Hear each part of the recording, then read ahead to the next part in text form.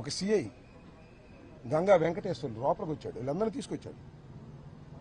Sir పారిపోండి, police చెప్తున్నాడు పారిపోండి అని.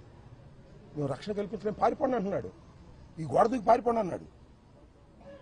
మిస్టర్ గంగా వెంకటేశ్వర్లు, అంతా నువ్వే దాడి చేయించుతున్నావు, పారిపోవటం కంటే చచ్చిపోవటం మేలో, పారిపోను అని చెప్పా.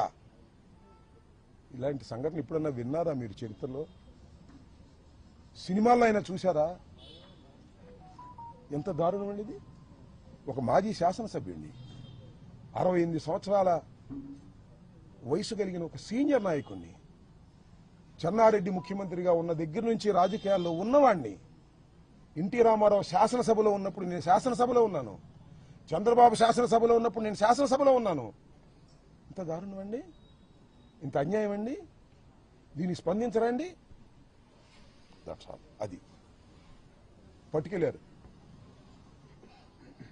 10-20 నిమిషాలకి.